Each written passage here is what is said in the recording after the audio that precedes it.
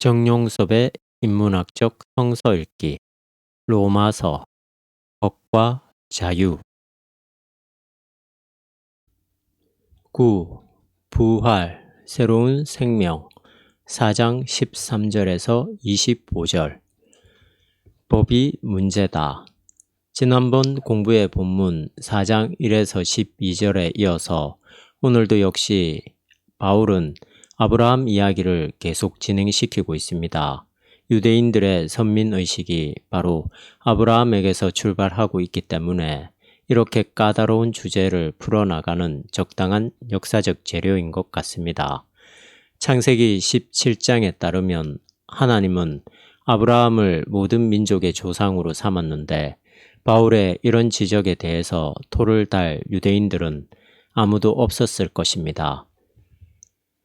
오히려 자랑스럽게 생각했겠지요. 그러나 바울의 논리는 여기서 유대인들의 예상과는 다르게 흘러갑니다. 아브라함이 모든 민족의 조상이 된 것은 율법을 지켰기 때문이 아니라 하나님을 믿었기 때문이라고 말입니다. 만약 유대인들이 생각하듯이 율법을 지키는 사람만이 이 세상의 상속자라고 한다면 아브라함을 향한 하나님의 약속은 무효가 된다고 말입니다. 이런 바울의 지적은 사실적입니다. 바울이 이런 말을 하고 있을 당시에 이 세상에는 율법을 지키는 유대인만 있었던 게 아니라 율법을 벗어난 여러 민족이 있었기 때문에 이들과 아브라함의 관계를 설명할 수 있는 다른 기준이 필요했습니다. 그게 바로 믿음이라는 것입니다. 바울은 이제 하나님을 훨씬 보편적인 지평에서 변증하고 있는 중입니다. 아브라함이 유대인만이 아니라 모든 민족의 조상이 될 수 있는 그 조건에 해당되는 시금석을 믿음으로 제시하는 것입니다. 바울은 율법이 아니라 믿음이 바로 하나님의 약속을 정당화시켜준다는 논리를 좀 더 극단적인 명제로 설명합니다. 법이 없으면 법을 어기는 일도 없습니다. 15절.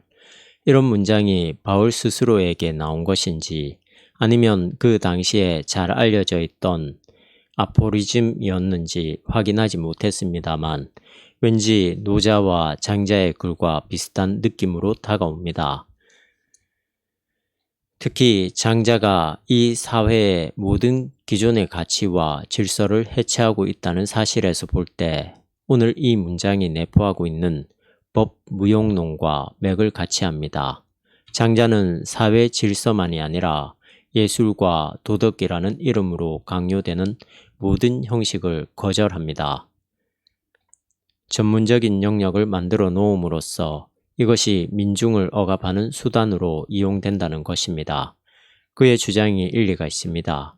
변호사와 판사는 법을 자신들의 입장에서 이현령, 비현령식으로 적용시킴으로써 법에 대한 전문적인 지식이 없는 사람들 위해 군림합니다. 약간 다른 시각이지만 톨스토이도 예술론에서 소수의 예술가를 위해서 너무나 많은 사람들이 희생되고 있다는 점에서 예술의 본질에 대해 의문을 제기하고 있습니다. 예컨대 발레 한 편을 무대에 올리기 위해서 조형과 스텝 또는 익명의 사람들이 인내심을 발휘해야만 합니다. 투자된 노력에 비하면 그 예술 행위는 허무하다는 것입니다. 바울이 말하는 법이 없는 상태는 단지 법에 대한 냉소주의라든지 또는 무정부주의는 아닙니다. 질서가 없이 창조적인 게 가능하지 않은 것처럼 법이 없는 상태는 전혀 다른 차원의 질서가 지배합니다. 하나님이 베푸시는 은총의 질서인데 이것은 인간이 받아들여야 할 믿음의 질서와 똑같습니다. 법의 질서와 은총의 질서, 이 두 차이를 우리는 명확하게 구분할 수 있어야 합니다. 이 두 질서는 전혀 다른 토대를 갖고 있습니다. 법의 질서는 타율적이고 인간 중심적이지만 은총의 질서는 자율적이고 신중심적입니다. 법은 자기 성취에 관심을 두지만 은총은 절대적인 생명의 힘에 자기를 맡깁니다. 법은 생명에서 반사되어 적용되는 흔적에 불과하지만 은총은 생명의 본질입니다. 창조와 창조의 질서. 아브라함이 유대인만이 아니라 모든 민족의 조상으로 인정받은 이유는 죽은 자를 살리시며 없는 것을 있는 것 같이 부르시는 하나님을 믿었기 때문입니다. 17절. 바울은 여기서 또 다시 기독교의 신앙을 보편적이고 우주론적인 차원으로 끌어올리고 있습니다. 아브라함이 믿은 하나님이 바로 부활과 창조의 행위자라는 주장이 바로 그것입니다. 또한 이런 점에서 인간은 자기 성취인 법이 아니라 생명의 근원자가 베풀어주는 은총에 의해서만 의롭다는 인정을 받을 수 있습니다. 즉, 인간 스스로는 부활과 창조의 지평에서 전적으로 무력하다는 말입니다. 요즘 유전공학의 발달로 인해서 멀지 않아 죽은 사람을 살릴 수 있는 경지에 도달할 것처럼 보입니다. 어떤 사람이 죽더라도 그 사람의 세포 하나로 그와 동일한 유전자를 가진 사람을 배양시킬 수 있습니다. 물론 이런 기술 자체가 결정적인 결함을 갖고 있지만 설령 먼 미래에 그런 기술 문제가 극복된다고 하더라도 이런 생명 복제가 부활이라고 볼 수는 없습니다. 한 생명은 선천적으로 어떤 성질을 갖고 태어나지만 거기에 머물지 않고 후천적으로 형성되어 가는 부분이 훨씬 많습니다. 그리고 한 인격체를 유전자만으로 결정할 수는 없습니다. 인식 능력도 변하고 감정도 변하고 가치관도 변하기 때문에 기계적인 유전자 조작만으로 동일한 인간을 복사할 수는 없습니다. 기독교의 입장에서 이런 생명 복제 문제는 창조론과 연결됩니다. 물론 이 창조론은 창조가 완성되는 종말론과도 연계되는 문제입니다. 바울은 본문에서 창조 사건의 본질에 대한 매우 귀중한 발언을 했습니다. 없는 것을 있는 것 같이 부르신다는 표현에서 바울이 궁극적인 존재 문제를 매우 날카롭게 들여다보았다는 사실을 확인할 수 있습니다. 없는 것을 있게 하는 하나님이 곧 모든 생명의 원천이라는 뜻입니다. 무로부터의 창조라는 성서의 창조론이 바로 이런 뜻이며 이런 점에서 인간과 하나님은 질적으로 다른 존재입니다. 우리 인간은 있는 것과만 상대할 수 있지만 하나님은 없는 것과도 상대하는 분이기 때문입니다. 하이데거는 형이상학이란 무엇인가에서 왜 존재하는 것들은 있으며 그 이외의 것들은 없는가? 라고 질문했습니다. 우리에게 없는 것처럼 느껴지는 것은 실제로 없는 게 아니라 다른 방식으로 존재합니다. 흡사 우리의 눈에 들어오는 색깔이 있고 들어오지 않는 색깔이 있는 것처럼 우리의 귀에 들리는 소리의 파장이 있고 그렇지 못한 파장이 있는 것처럼 다른 방식으로 존재하는 것들입니다. 다른 방식으로 존재한다는 말을 다르게 표현하면 은폐입니다. 하이데거는 없음으로써 있음을 가능하게 하는 원천이 바로 존재라고 말했는데 이런 점에서 하나님은 존재라고 볼 수 있습니다. 하이데거는 동의하지 않겠지만 없는 것을 있는 것처럼 불러내시는 하나님에 대한 믿음은 이제 부활에 대한 신앙으로 그 인식의 층이 깊어져야만 합니다. 궁극적 생명의 세계인 부활은 여전히 우리에게 숨어있는 세계이지만 어느 때가 되면 애벌레가 허물을 벗고 나비가 되듯이 우리에게 드러나게 될 것입니다. 잠정적인 생명 형식 안에 살아가고 있는 우리는 이 부활의 현실들을 우리의 삶에 완전히 실현시킬 수 없지만 예수의 부활을 믿음으로써 그 안에 들어갔습니다. 우리가 모르는 방식으로 오늘의 삶에 이런 부활의 빛을 비춰주십니다. 바울에게는 이런 세계가 너무나 확연했기 때문에 내가 그리스도 안에, 그리스도가 내 안에 있다고 말할 수 있었습니다. 아브라함의 믿음? 많은 사람들이 아브라함을 믿음의 조상이라고 추앙하면서 그를 본받으려고 애를 씁니다만 그 믿음의 실질이 무엇인지에 대해서는 별로 생각이 없습니다. 오늘 본문이 그 배경으로 삼은 창세기의 보도에 따르면 아브라함과 사라가 이미 아이를 가질 수 있는 나이가 지났는데도 아이를 주겠다는 하나님의 말씀을 믿음으로써 이삭을 낳게 되었다는 사실이 핵심인 것처럼 보입니다. 그래서 오늘 기독교인들도 아브라함처럼 이런 기적적인 일들이 일어날 수 있도록 기도하고 믿어야 한다고 주장합니다.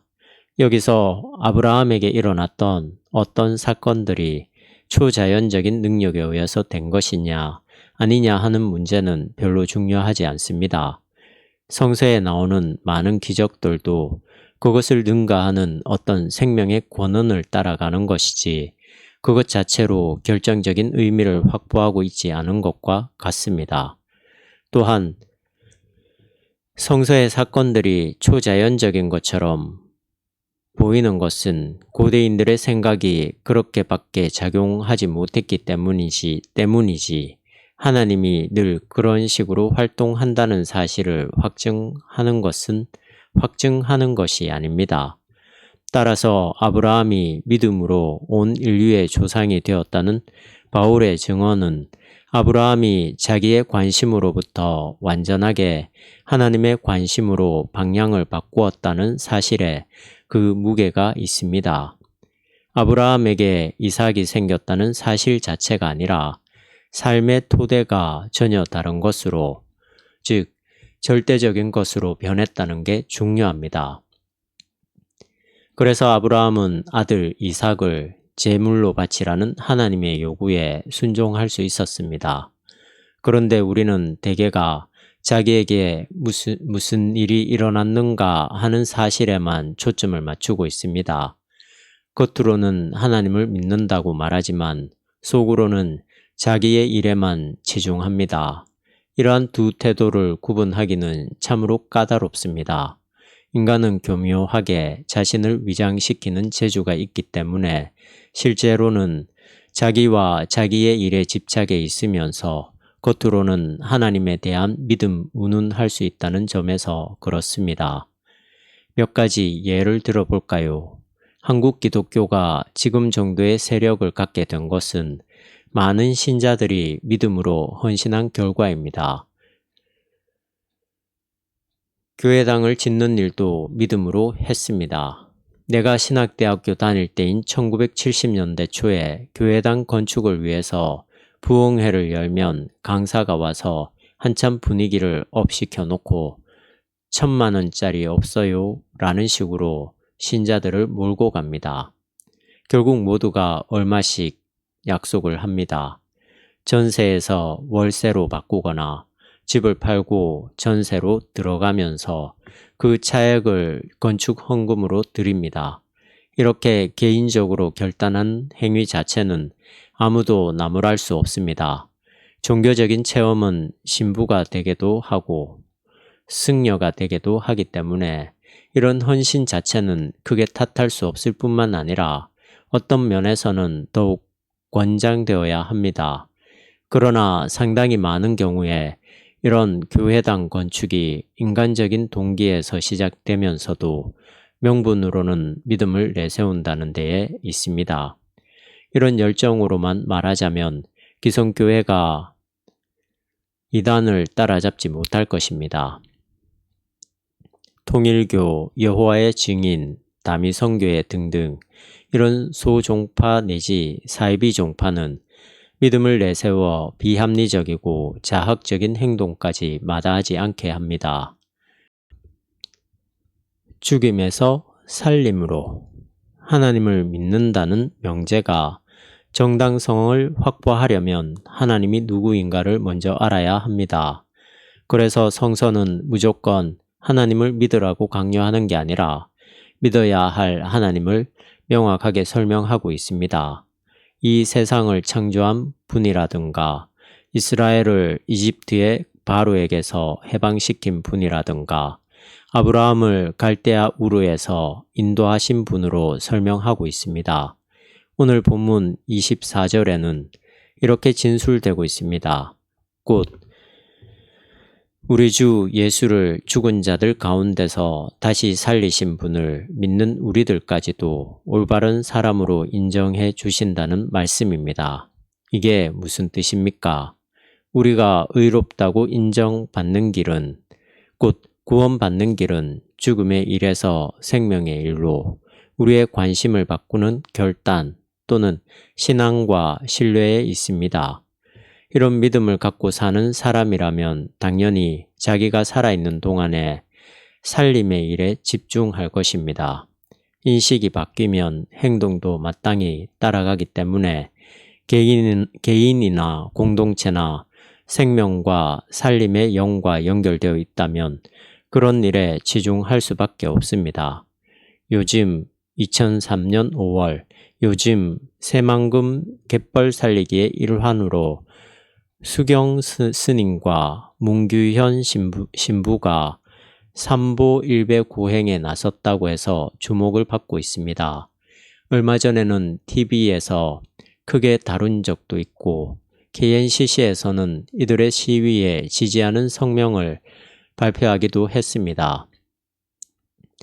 나는 극단적인 생태론자들의 주장에 대해서 부분적으로는 동의하지만 부분적으로는 동의하지 않습니다. 예컨대 자동차 폐기운동 같은 것은 너무나 현실에 동떨어진 이야기가 됩니다. 또는 인구의 절반 이상이 농사를 지어야 한다는 주장도 역시 비현실적입니다. 그러나 근본적으로는 같은 입장입니다.